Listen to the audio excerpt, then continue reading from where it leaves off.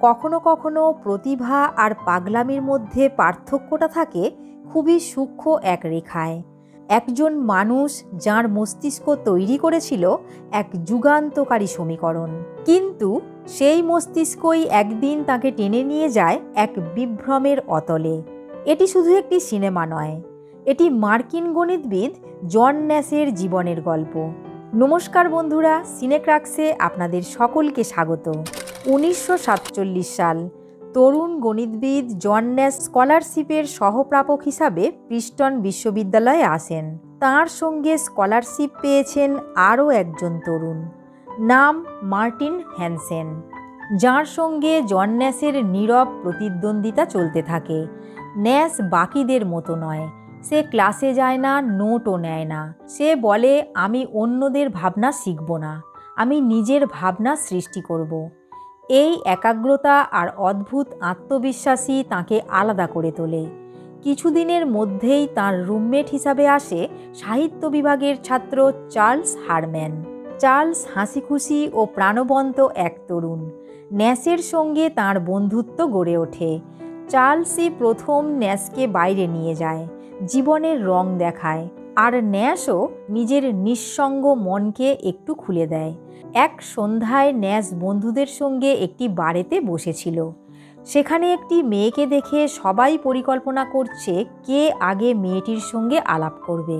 ঠিক তখন ন্যাশ বলে, যদি সবাই একটি মেয়ের পিছনে যায় কেউ সফল হবে না, কিন্তু যদি প্রতিযোগিতা না করে আমরা পরস্পরকে সহযোগিতা করি তাহলে সবার সফল হওয়ার সম্ভাবনা বাড়বে। এই চিন্তাটি ন্যাশের জীবনের মোড় ঘুরিয়ে দেয়। এভাবেই জন্ম নেয় তাঁর যুগান্তকারী তত্ত্ব গভর্নিং ডায়নামিক্স, যা পরে অর্থনীতির ভাষায় পরিচিত হয় ন্যাশ ইকুইলিব্রিয়াম হিসাবে।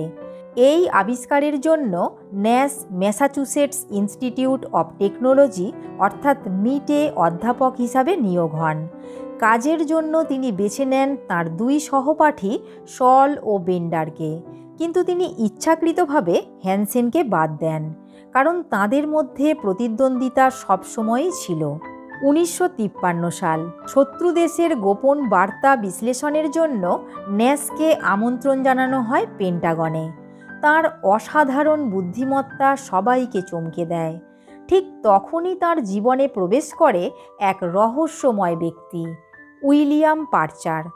পার্চার ন্যাশকে বলেন, আমরা জানি রাশিয়ানরা সংবাদপত্র আর ম্যাগাজিনের ভিতর গোপনে কোড পাঠাচ্ছে। তুমি যদি সেগুলি ডিকোড করতে পারো তাহলে দেশকে বাঁচাতে পারবে। এই প্রস্তাব ন্যাশকে রোমাঞ্চিত করে তোলে। সে ভাবে এবার তার বুদ্ধি দেশের কাজে লাগবে। ন্যাশ উত্তেজিত হয়ে মিশনে যোগ দেন। তার বিশ্বাস সরকার তার শরীরে একটি বিশেষ ডায়োড ইমপ্ল্যান্ট লাগিয়েছে, যার মাধ্যমে তিনি ড্রপ স্পট নামে এক গোপন ম্যানশনে বার্তা পাঠাতে পারবেন। তিনি নিয়মিত রাতে গাড়ি চালিয়ে সেই অন্ধকার ভবনে গিয়ে চিঠি ফেলে আসেন। তিনি ভাবেন কেউ গোপনে এসে সেগুলি নিয়ে যায় আর সরকার তাকে পর্যবেক্ষণ করছে। কিন্তু বাস্তবে উইলিয়াম পার্চার, সেই মিশন, সেই ইমপ্ল্যান্ট, এই সব কিছুই তাঁর মস্তিষ্কের সৃষ্টি। ন্যাশ জানেনই না তিনি ধীরে ধীরে এক ভয়ঙ্কর ভ্রান্ত ধারণার মধ্যে ডুবে যাচ্ছেন। তিনি ভাবছেন দেশ রক্ষায় তিনি একজন নায়ক, কিন্তু বাস্তবে সব কিছুই ছিল তাঁর মনের সৃষ্টি। এদিকে ন্যাশের জীবনে এসেছে আর এক আলো, তাঁর ছাত্রী অ্যালিসিয়া লার্ড। অ্যালিসিয়া ন্যাশের বুদ্ধি আর নীরব ব্যক্তিত্বে মুগ্ধ হয়ে পড়ে। এরপর দুজনের মধ্যে ভালোবাসার সম্পর্ক গড়ে ওঠে এবং তারা বিয়ে করে।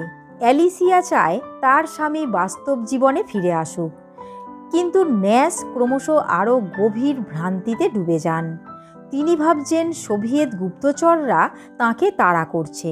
তিনি এও ভাবছেন তাঁর বন্ধু চার্লস এবং চার্লসের ছোট ভাগ্নি মার্সি গুপ্তচরদের সঙ্গে কাজ করছে। ন্যাশের বাস্তব আর ভ্রম মিশে সব একাকার হয়ে যায়। সে রাত্রে অদৃশ্য শত্রুর হাত থেকে অ্যালিসিয়াকে বাঁচাতে সাহায্য করে। বাইরের দুনিয়ায় মানুষ দেখে ন্যাশ ক্রমশ সকলের থেকে বিচ্ছিন্ন ও সন্দেহপ্রবণ হয়ে পড়ছে। আর মানসিক ভারসাম্য হারাতে শুরু করেছে। অবশেষে একদিন বিশ্ববিদ্যালয়ের সম্মেলনের মাঝে সে চিৎকার করে বলে ওঠে, ওরা আমাকে মেরে ফেলবে। তার এই রকম আচরণে উপস্থিত সবাই স্তম্ভিত হয়ে যায়। তখনই ডাক্তার আসে এবং ন্যাসকে নিয়ে যাওয়া হয় এক মানসিক হসপিটালে। ডাক্তার তাঁর স্ত্রী অ্যালিসিয়াকে বলে তাঁর স্বামী একটি গভীর মানসিক রোগ স্কিজোফ্রেনিয়ায় আক্রান্ত। হসপিটালের ডাক্তার প্রমাণ করে ন্যাসকে বুঝিয়ে দেন উইলিয়াম পার্চার, চার্লস আর মার্সি সবই ন্যাসের কল্পনা। সে যে ম্যানসনে চিঠি রেখে আসে সেই ম্যানসনেরও বাস্তবে কোনো অস্তিত্ব নেই। এই রকমভাবে মানসিক বিকারগ্রস্ত হয়ে ন্যাস ক্রমশ ভেঙে পড়ে। এরপর তাকে ইনসুলিন শক থেরাপি দেওয়া শুরু হয়। ফলস্বরূপ ওষুধে তার বুদ্ধি, মনোযোগ ক্রমশ নষ্ট হয়ে যেতে থাকে। তাঁর স্ত্রী অ্যালিসিয়া তবুও এই ট্রিটমেন্ট বন্ধ করতে চান না। তিনি বলেন, আমি বাস্তব, তাই তোমাকেও আমি বাস্তব হিসাবে দেখতে চাই। আমি তোমাকে ভালোবাসি। অ্যালিসিয়ার এই কথা ন্যাসকে এক নতুন জীবন দেয়। ন্যাস এরপর ঠিক করেন তিনি নিজেই নিজের মনের সঙ্গে যুদ্ধ করবেন। তিনি খেয়াল করেন মার্সি একটি ছোট্ট মেয়ে, সে কখনোই স্পাই হতে পারে না। এতেই তিনি বুঝে যান তাঁর মনে করা বিষয়টি কোনো বাস্তব নয়, এটি তাঁরই মন গড়া কল্পনা। এরপর থেকে তিনি তাদের নিয়ে মন গড়া কল্পনা বন্ধ করে দেন। এই রকম দীর্ঘ সংগ্রামের পর ন্যাস ফিরে আসেন প্রিন্সটন বিশ্ববিদ্যালয়ে।